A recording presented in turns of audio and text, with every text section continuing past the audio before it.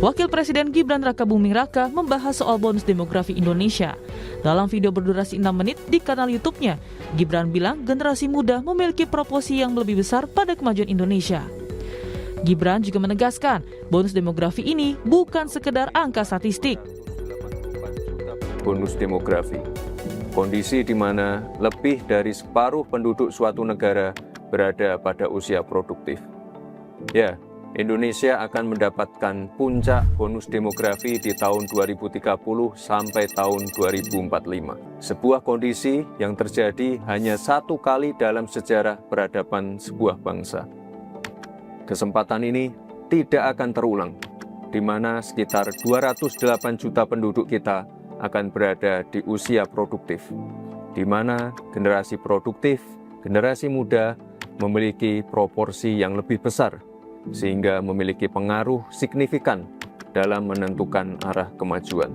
Ini adalah peluang besar kita, ini adalah kesempatan emas kita untuk mengelola bonus demografi agar bukan menjadi sekedar bonus, bukan menjadi sekedar angka statistik yang fantastis, tapi justru sebagai jawaban untuk masa depan Indonesia, di mana faktor penentunya ada di teman-teman semua.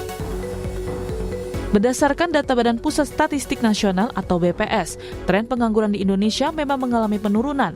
Data per tahun 2024 di bulan Agustus 2024, angka pengangguran berada di angka 7,4 juta orang. Angka ini turun dibanding tahun 2023, yakni di Agustus 2023, angka pengangguran mencapai 7,8 juta orang. Terkait pengangguran, realita di lapangan menunjukkan banyak warga yang masih berbondong-bondong mencari kerja lewat acara bursa lowongan kerja atau job fair. Misalnya, beberapa waktu lalu Pemprov Jakarta menggelar job fair di sebuah universitas. Lebih dari 5.000 masyarakat hadir di job fair demi mendapatkan pekerjaan.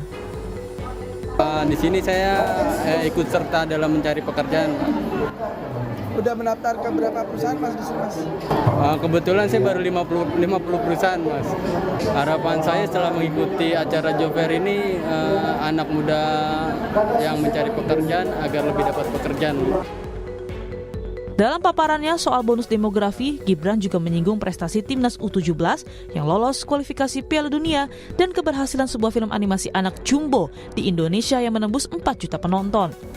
Video Wakil Presiden Gibran Rakabuming Raka yang mendorong generasi muda untuk bersiap diri hingga membuat terobosan untuk Indonesia ke depannya menuai beragam reaksi. Lalu sebenarnya bagaimana negara bisa berperan aktif untuk mendorong bonus demografi ini? Tim Liputan, Kompas TV.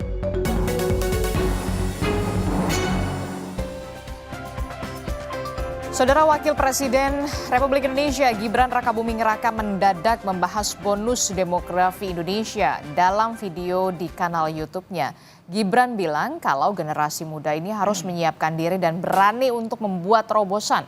Gibran juga bilang bonus demografi jadi peluang besar dan kesempatan emas untuk masa depan Indonesia. Lalu ada apa di balik munculnya monolog Gibran ini? Benarkah untuk persiapan 2029? Dan bagaimana sebenarnya bonus demografi kita? Apa benar bonus demografi ini menjamin prestasi anak bangsa di masa depan? Kita bahas bersama dengan sejumlah narasumber di pagi hari ini. Sudah hadir ke studio. Ada Direktur Eksekutif Parameter Politik Indonesia, sudah ada Mas Adi Prayitno. Selamat pagi, Assalamualaikum Mas Adi. Waalaikumsalam, selamat pagi Adisti. Ya, kemudian juga melalui sambungan daring, ada Sekjen Partai Golkar, Pak Sarmuji, kemudian ada Ketua Umum Ikatan Praktisi dan Ahli Demografi Indonesia atau IPADI, Pak Sudibyo Alimuso. Selamat pagi Bapak-Bapak, Assalamualaikum. Waalaikumsalam. Selamat pagi, Waalaikumsalam. Ya, pagi-pagi hari Senin kita sudah membahas bagaimana pernyataan atau monolog yang diunggah seorang Wakil Presiden Republik Indonesia Gibran Rakabuming Raka di kanal YouTube-nya begitu soal bonus demografi. Saya ingin tanya dulu ke partai pendukung pemerintah yang ada di dalam pemerintahan, Partai Golkar, Pak Sarmuji. Jadi sebenarnya apa ini sebenarnya yang akan disampaikan oleh Mas Gibran dan apa maksud dan juga tujuannya, Pak Sarmuji? Sebenarnya ini peristiwa biasa saja ya sebenarnya. Nggak ada yang istimewa banget, nggak ada ya. Lebih istimewa rambutnya Mas Adi itu saya lihat itu. Tetapi karena ini jarang-jarang terjadi, Jadi ya menjadi menarik karena Mas Gibran selama ini kan diam. Saya menilai ini tidak ada maksud lain kecuali untuk memantik concern kita pada sesuatu yang sangat penting. Kita nggak boleh hanya berkutat pada isu-isu kekinian saja, pada hal-hal yang rutin saja, pada hal yang kita hadapi sehari-hari saja. Tetapi kita mesti concern pada hal yang sangat penting yang akan terjadi pada beberapa waktu ke depan. Nah, ini harus ada yang bicara memang. Pembicaraan ini sebenarnya bukan hanya Mas Gibran. Saya sudah berkali-kali mendengar, bahkan puluhan kali saya mendengar tentang bonus demografi. Tapi karena ini diucapkan oleh Mas Gibran, bentuknya monolog, barangkali yang selama ini jarang bicara, tiba-tiba bicara, mungkin itu menarik perhatian. Nah, ini Tetapi kan yang jadi menarik perhatian begitu ya, yang biasanya seorang wakil presiden Republik Indonesia gitu, Mas Gibran Rakabuming Raka ini jarang sekali berbicara di depan publik, kemudian loh kok tiba-tiba saja monolog banget muncul membahas soal bonus demografi. Apakah kemudian ingin menjadi spotlight atau ingin disorot atau kemudian ada agenda lain sebenarnya, Pak Sarmuji? Ya memang jadi wakil presiden itu serba salah ya. Jadi wakil bukan hanya wakil presiden, wakil gubernur, wakil wali kota, itu serba salah. Kemajon sedikit salah. Nanti dipikir, wah ini pasti ada agenda ini. Mau nyalip presidennya atau mau nyalip wali kotanya atau mau nyalip gubernurnya. Tapi nggak berbicara apapun, tenggelam juga salah. Nanti publik akan ngomong, kita punya wakil presiden nggak sih? Nah, nanti akan begitulah Mas Gibran saya lihat mencoba untuk mencari celah, tidak kemajon, tidak terlalu maju, tetapi juga ingin memantik sesuatu yang sangat penting yang barangkali banyak pihak belum bicara. Memang caranya memang monolog. Menjadi menarik kan caranya monolog, bukan dialog, bukan podcast dan sebagainya. Menurut saya caranya pun ini menarik dan menurut saya ini bagian penting. Cara ini merupakan bagian penting untuk memantik concern masyarakat terhadap sesuatu yang sangat penting. Oke, kalau kemudian ini menjadi menarik lagi ketika seorang Mas Gibran Rakabuming Raka tidak hanya monolog tapi kemudian juga tampil berdiskusi di hadapan mahasiswa, calon-calon usia produktif yang nantinya akan mengisi Indonesia Emas di 2045. Nanti salah lagi dipikir menggalang potensi mahasiswa. Oh, tidak bertukar pikiran karena ingin menciptakan bonus demografi yang tentu saja berkualitas begitu ya, Pak Sarmuji. Tapi saya bergeser dulu dari sisi politik nih, dari sisi politis ke Mas Adi. Mas Adi, Anda melihat ini apakah sebuah kebetulan saja atau kemudian ada maksud dan juga tujuan lain begitu dari sisi politis seorang Gibran Rakabuming Raka, wakil presiden yang biasanya jarang berbicara, kemudian monolog di akun YouTube dari Wapres ini akhirnya berbicara soal bonus demografi? Ya, saya kira memang tidak mudah jadi Wapres Gibran Rakabuming Raka. Bisa bicara salah, tidak bicara pun juga salah. Kata Pak Sarmuji berarti benar dong? Kan begitu memang, karena sejak awal soal kemunculannya dalam kompetisi di 2024 itu kan memang menimbulkan kontroversi yang sampai hari ini tidak berkesudahan. Nah, yang menjadi spesial itu sebenarnya bukan hanya soal apa yang diomongkan, tapi karena memang selama ini kurang lebih sekitar sudah 6 bulan jadi wakil presiden Prabowo, Gibran itu kan hanya dianggap misalnya ya bagi-bagi susu ataupun misalnya berkunjung ke sekolah, kasih buku dan terusnya. Publik sebenarnya berharap ada sesuatu yang di-highlights terkait dengan gagasan dan narasi-narasi besar sebagai wakil presiden Republik Indonesia. Jadi wajar kalau kemudian ketika bicara tentang bonus demografi banyak yang menyambut. Tentu ada pro dan kontra. Kalau kita melihat style mantan-mantan wakil presiden di Republik Indonesia, kalau kita melihat Profesor Dr. Kiai Ma'ruf Amin ya, pasti itu concernnya orang bicara tentang ekonomi syariah. Kalau kita bicara tentang misalnya Pak Yusuf Kalla, orang bicara tentang bagaimana industri, kemudian pengusaha dan seterusnya itu menjadi pilar utama sebuah bangsa dan negara itu established. Nah, publik melihat Gibran ini bicara tentang bonus demografi mungkin tidak terlepas karena posisi Gibran yang masih sangat muda. Yang kedua yang secara prinsip memang ini dianggap sebagai sesuatu yang memang harus di-guide oleh Gibran. Tapi saya menunggu bagaimana bonus demografi itu soal bagaimana pemanfaatan dunia digital yang selama ini selalu diekspos oleh Gibran sebagai opportunity, kesempatan anak-anak muda itu jangan hanya terpaku pada misalnya nih kerja-kerja ya dalam sektor formal, bawa map ke kantor, diwawancara, bukan di situ. Tapi dunia digital itu kemudian akan membuat seseorang itu bisa kompetitif, dia maju dan seterusnya. Makanya yang dicontohkan itu adalah film Jumbo yang animasi. Nah, saya membayangkan Mas Gibran, anak muda, bagaimana exposure ke depannya itu adalah memanfaatkan dunia digital sebagai upaya yang penting. Itu substansinya. Tapi saya tidak menutup mata, ada hal-hal yang sifatnya politik yang saya coba untuk tangkap. Kalau mau jujur sebenarnya, ini kan sudah 6 bulan jadi wakil presiden. Memang exposure dan pemerintahan terkait dengan Gibran itu kan sepertinya itu-itu saja, orang juga bosan.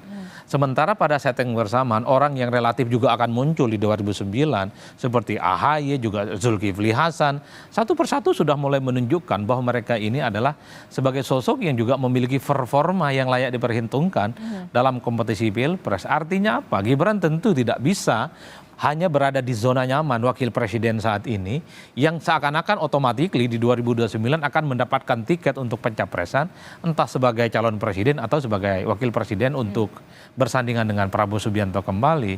Itulah yang saya kira ini bagian dari upaya dari Gibran menciptakan momentum supaya terus menjadi spotlight pembicaraan bahwa Gibran adalah sebagai sosok yang juga sangat punya kapasitas, kompetensi, punya kemampuan untuk menjadi pemimpin di masa-masa yang akan datang. Karena kalau ini tidak dilakukan, Adisti, saya kira memang ke depan akan kebalap dengan calon pemimpin-pemimpin lainnya.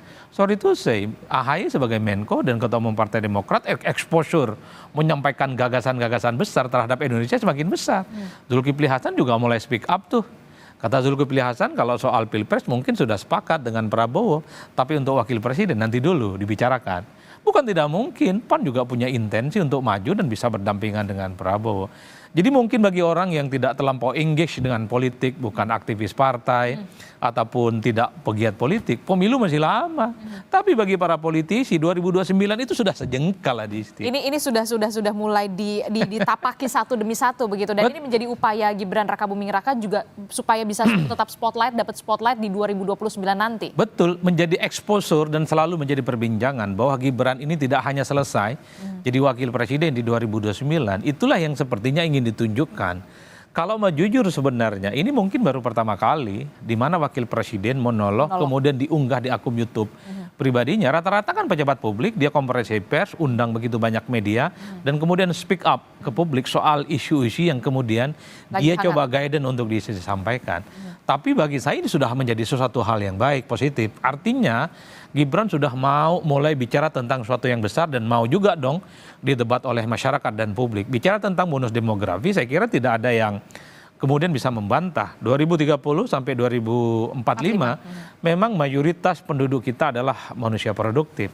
Tapi kan orang bertanya, yang produktif ini mau diapain? Per hari ini pengangguran, akses terhadap dunia pendidikan yang kemudian dianggap layak, itu justru di mayoritas itu adalah kelompok-kelompok bonus demografi. Jadi bukan hanya sebatas retorika, bukan hanya sebatas konsumsi, tapi keberpihakannya itu adalah secara prinsip bagaimana anak muda itu bukan hanya sebatas wacana, tapi secara prinsip dia memang dipersiapkan sebagai satu stimulus untuk menjadi tonggak estafet kepemimpinan di masa yang akan datang. Kan begitu, Adisti.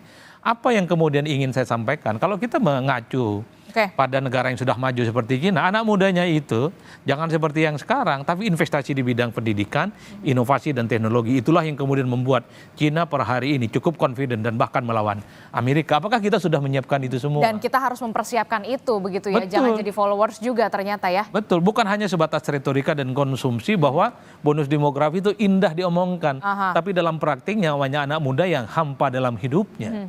Itulah yang saya sebutkan, mengacu kepada negara-negara maju.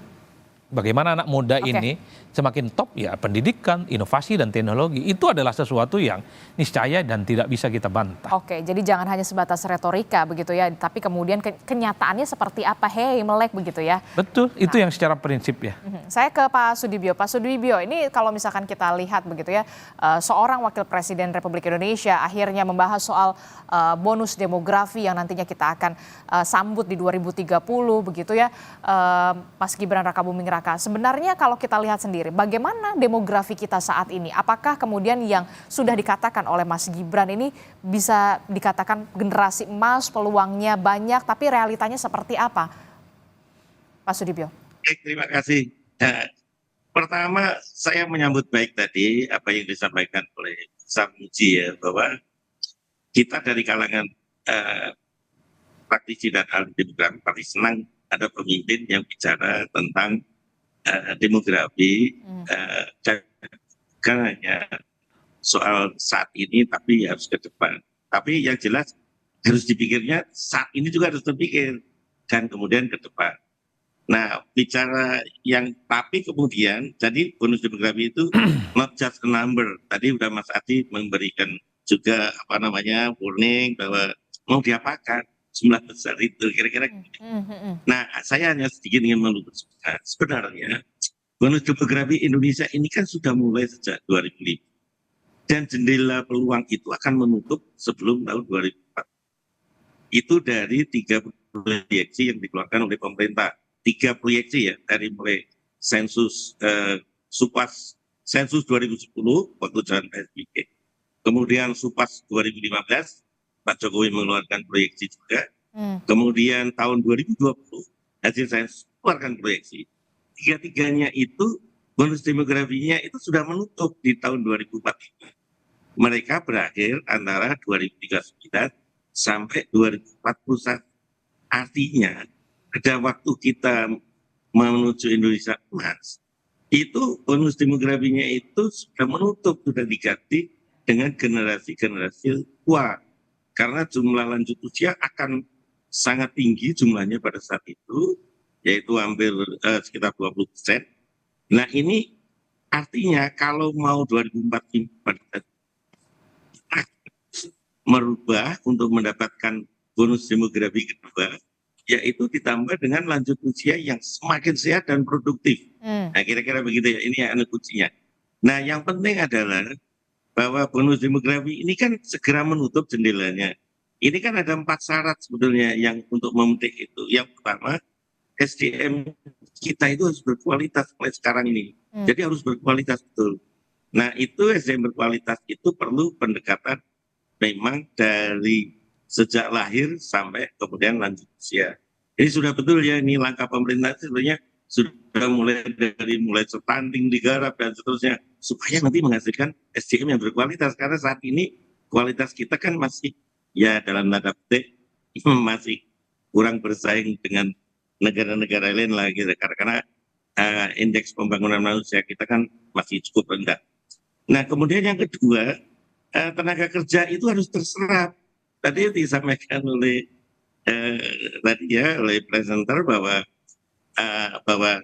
pengangguran kita masih sekitar 8 juta dan seterusnya. Ini juga mengkhawatirkan karena di dalam bonus demografi itu kan semua yang bekerja itu kan menanggung yang tidak produktif.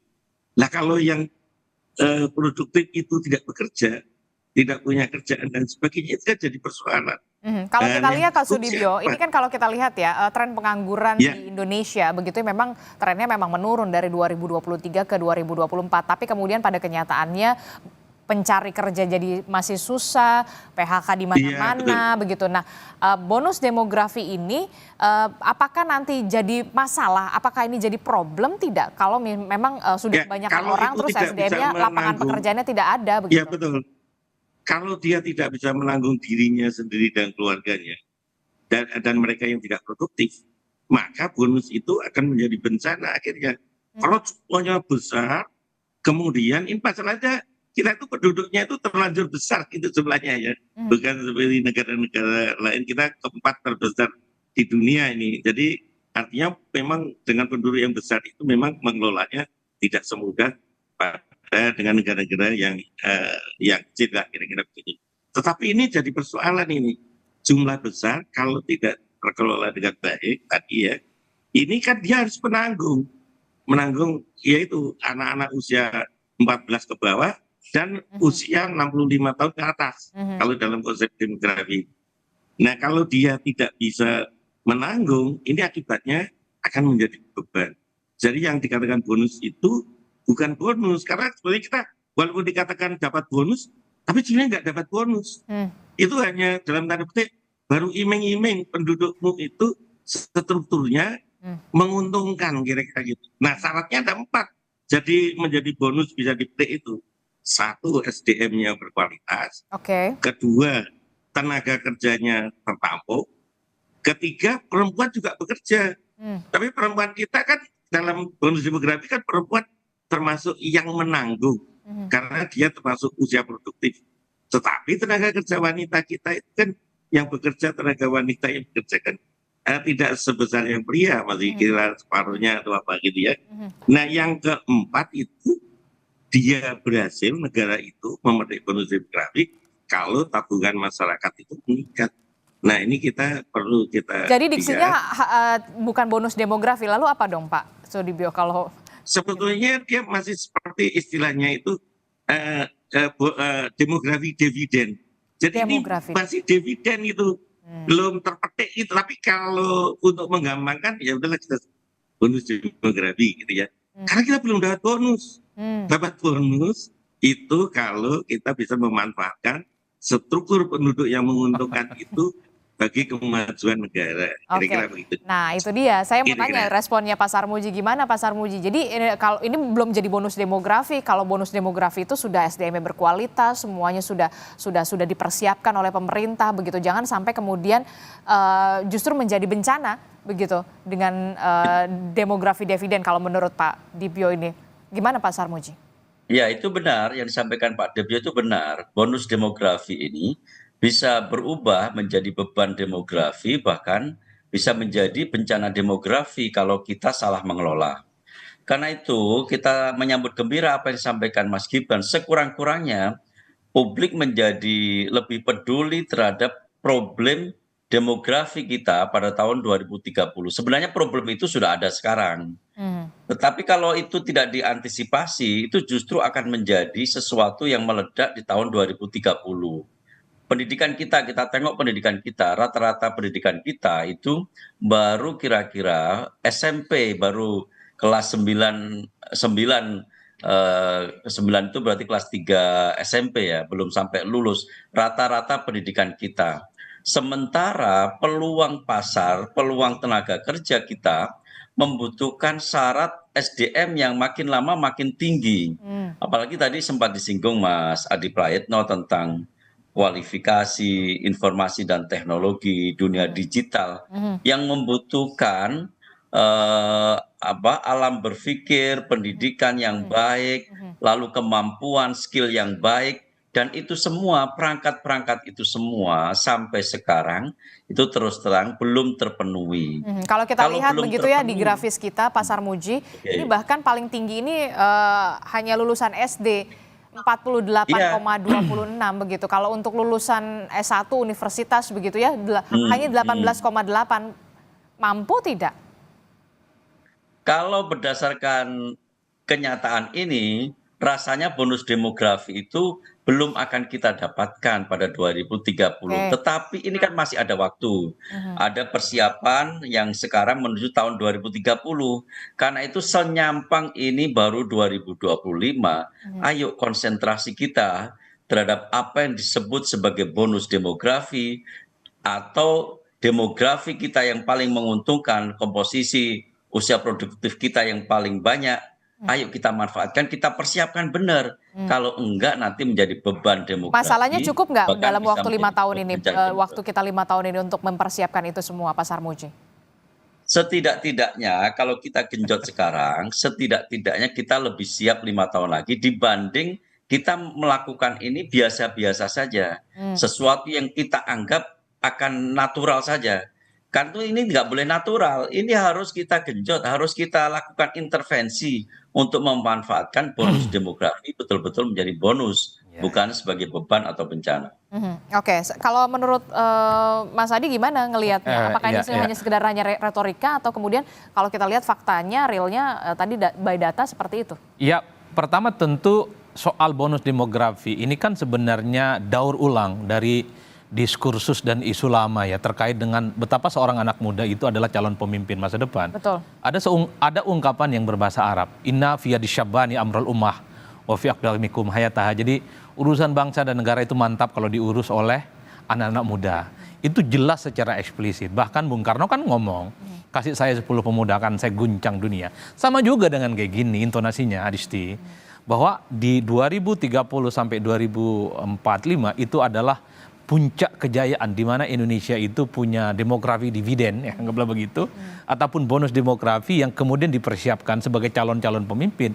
Setuju dalam bantahan, dalam arti bahwa tidak ada bantahan yang kemudian bisa dijadikan sebagai argumen untuk menolak itu. Karena kalau kita membaca angka-angka statistik, di 2030 itu adalah masa keemasan di mana memang anak muda begitu banyak jumlahnya di Indonesia.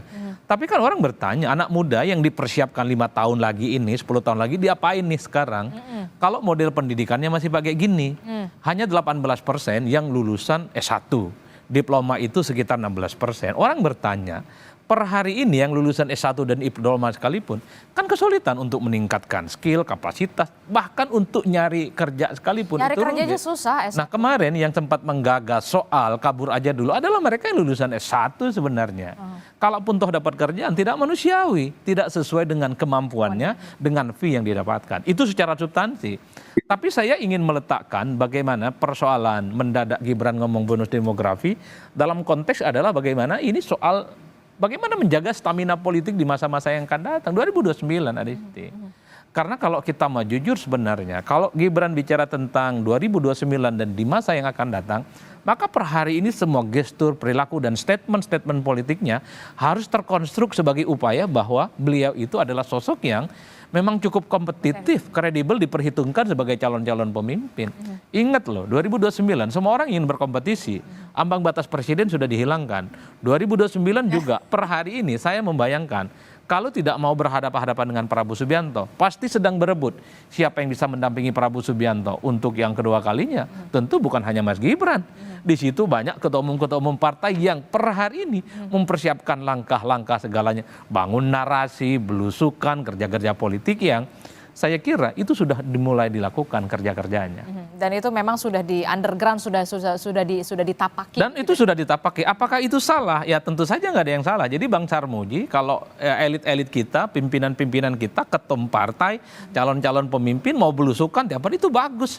Ini pencitraan yang mantap. Apalagi setiap kunjungan ngasih sesuatu, ngasih buku, ngasih susu, ngasih bansos, ditunggu sama orang. Tapi apakah nanti akan dipilih atau tidak? Nanti dulu.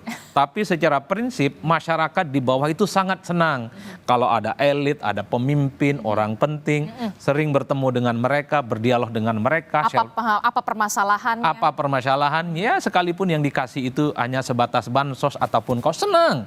Saya kira senang. Siapa sih yang tidak senang kemudian selfie dengan elit-elit negara? Jangankan wakil presiden, Bang Sarmuji kalau turun di dapilnya pasti dipeluk-peluk itu.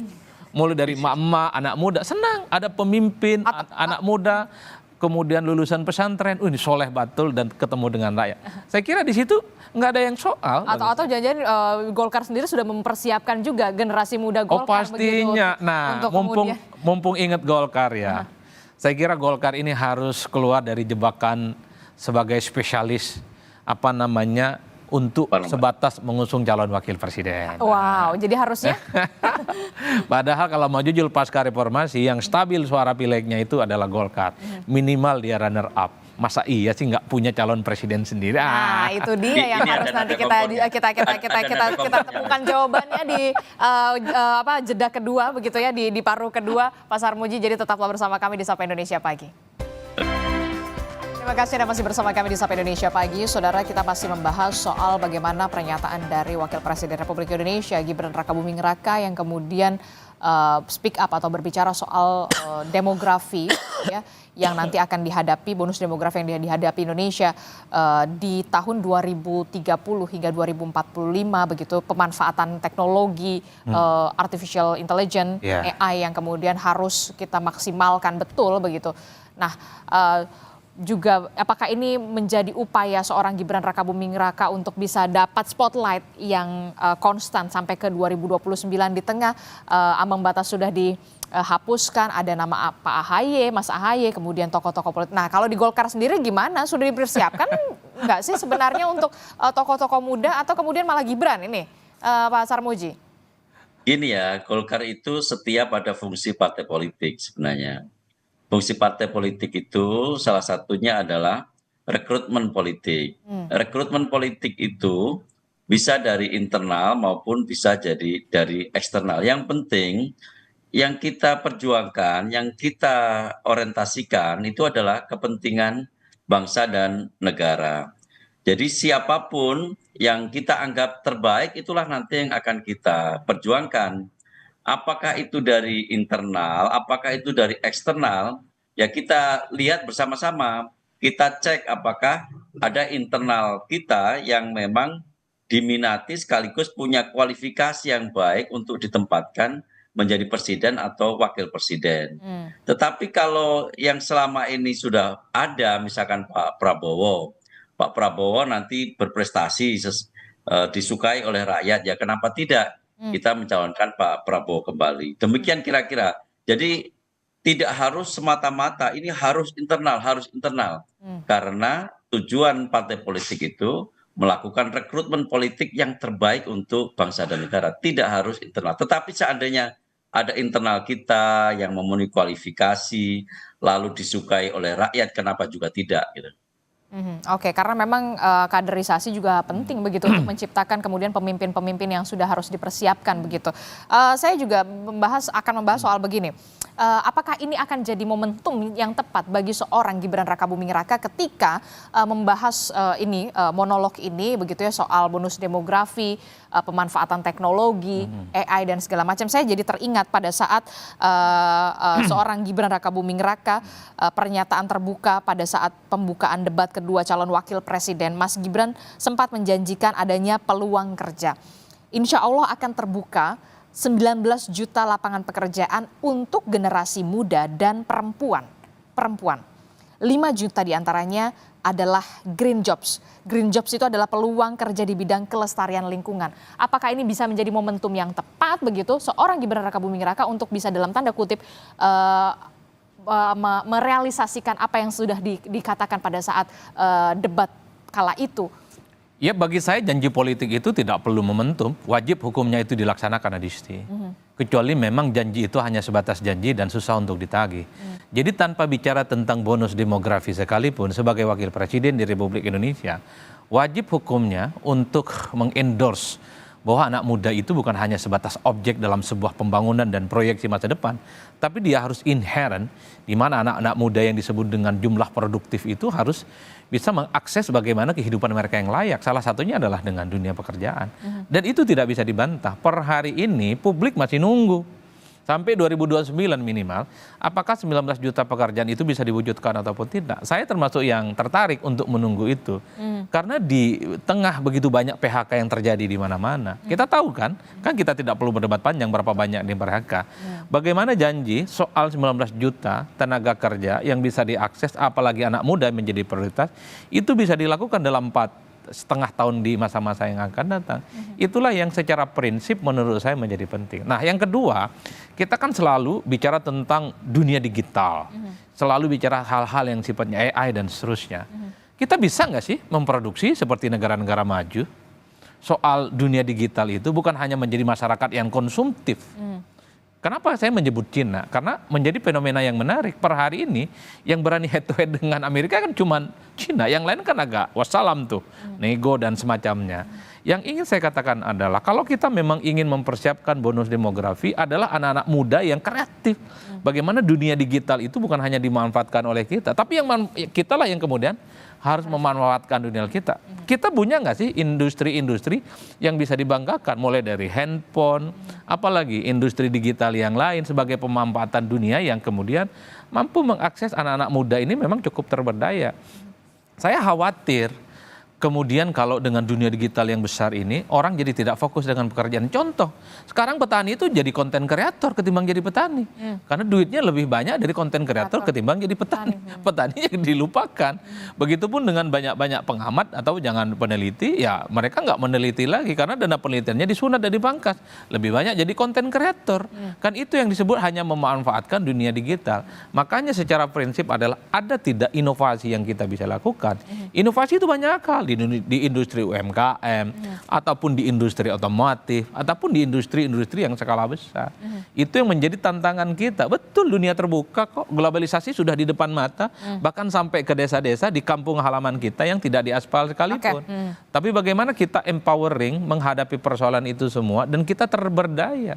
Itu yang saya kira secara prinsip. Nah, itulah yang saya sebutkan pentingnya inovasi. Inovasi dari mana? Pendidikan, Adisti.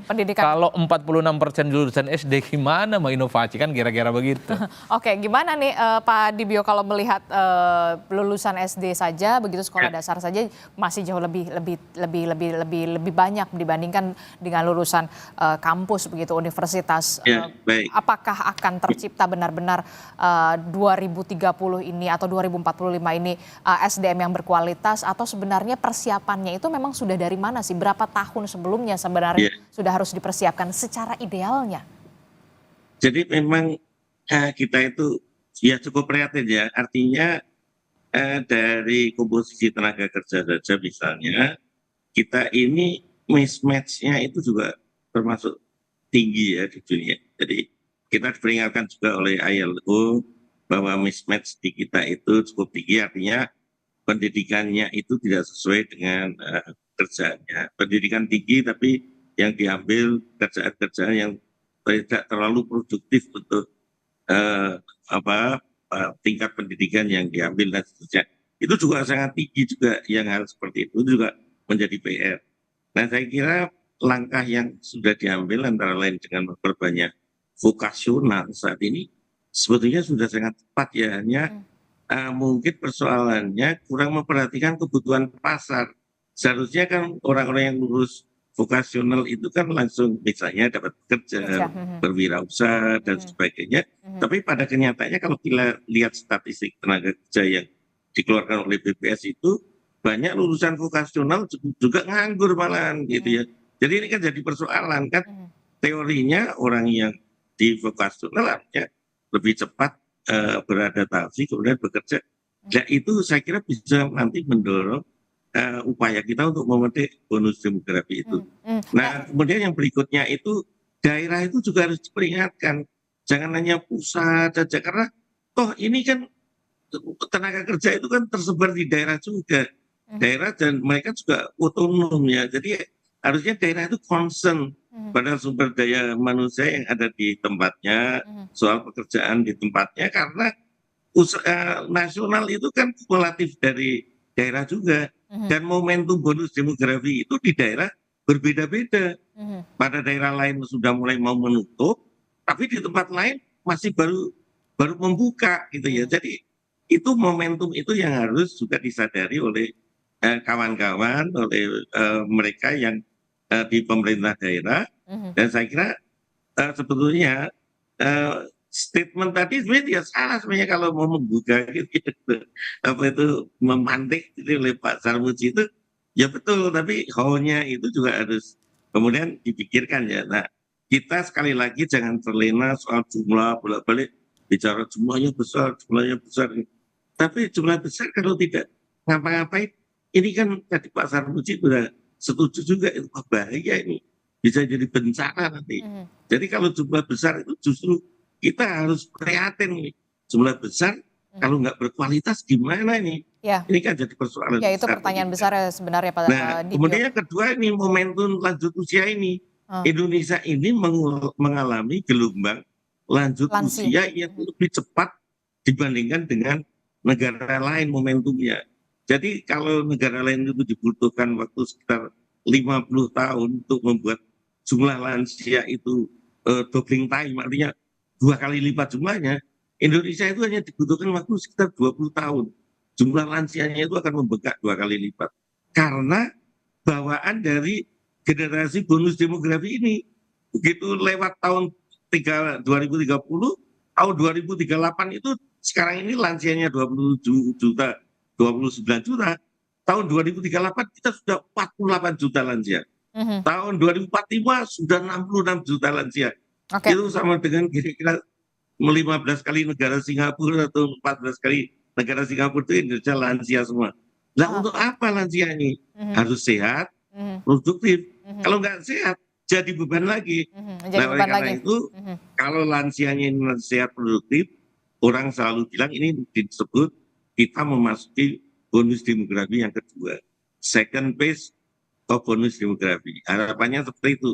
Jadi yang muda terus dapat kerjaan, yang lansia juga tetap bisa sehat dan produktif. Nah ini kalau menurut Anda 3 poin krusial yang harus dipersiapkan dan berapa lama sebenarnya harus mempersiapkan itu?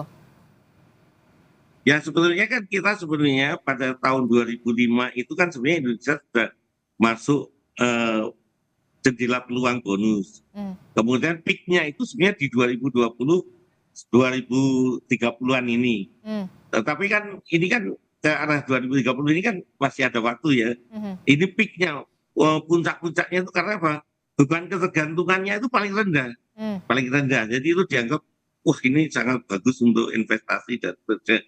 Nah ini jangan telat kita, jangan telat. Jadi artinya, oke lah kita sudah kemarin tidak pernah membahas sampai tahun 2020-an, itu jarang ya bicara itu. Nah sekarang ini harus benar-benar mulai dari menata SDM-nya, kemudian wanitanya supaya juga mulai ikut bekerja, kemudian kebiasaan untuk berinvestasi, menabung, dan seterusnya ini menjadi penting ya. Nah, kemudian